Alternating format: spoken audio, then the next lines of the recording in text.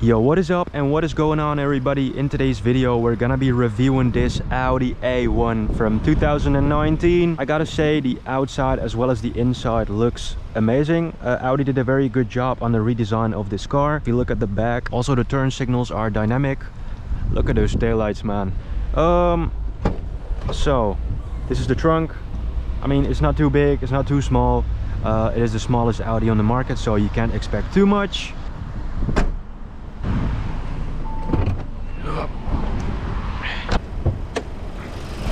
Under the hood there is a 1.0 3-cylinder 116 horsepower engine. Audi calls this the 30 TFSI Proline S. As I said, 116 horsepower, 3-cylinder, 200 newton meters of torque. That's basically about the engine. And if we move on to the Proline S, these front black lips as well as this black side skirt are all as standard because it is the Proline S. Those fake air intakes, I mean, it is fake, but be honest, it looks good. So yeah,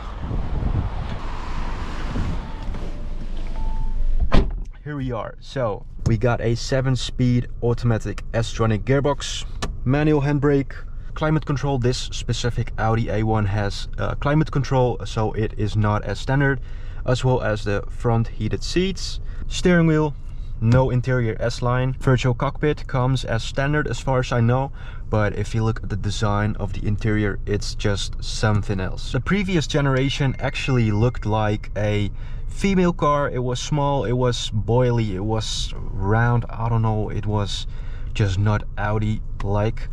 But this Audi A1 actually looks like a small hatchback. Too much waffling, too much talking. Let's go for a drive. Put in drive, manual brake off, and let's go.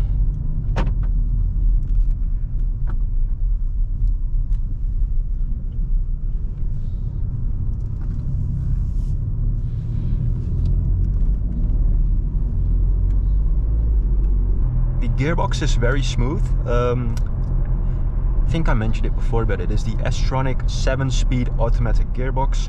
I don't really have a good comparison of gearboxes because this is the first automatic car I've ever owned. I have driven multiple automatic cars, but compared to those cars, this one really stands out.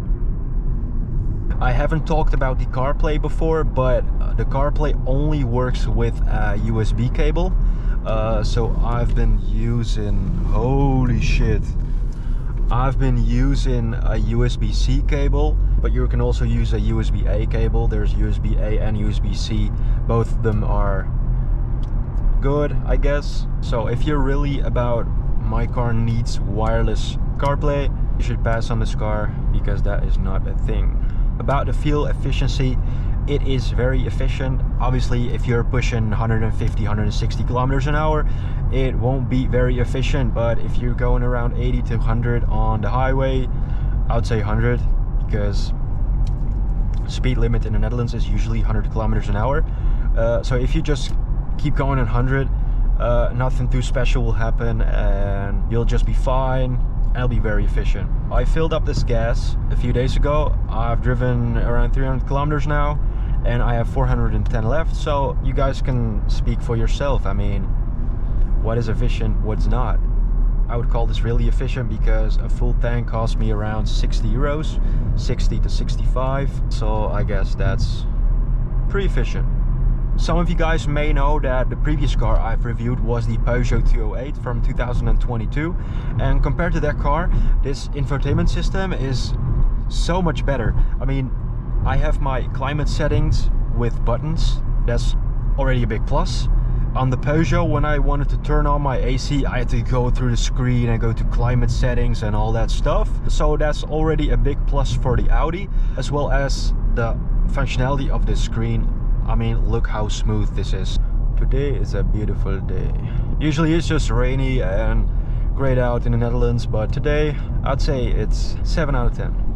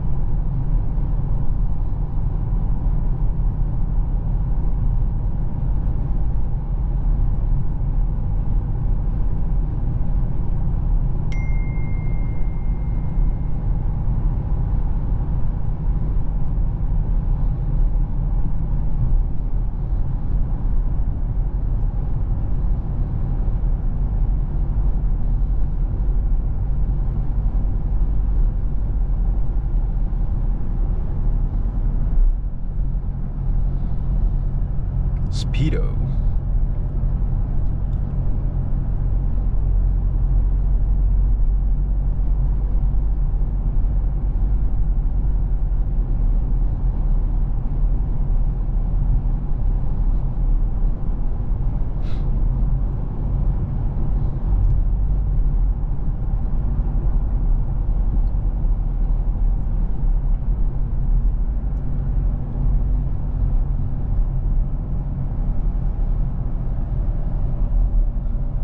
Guys, what is going on, bro?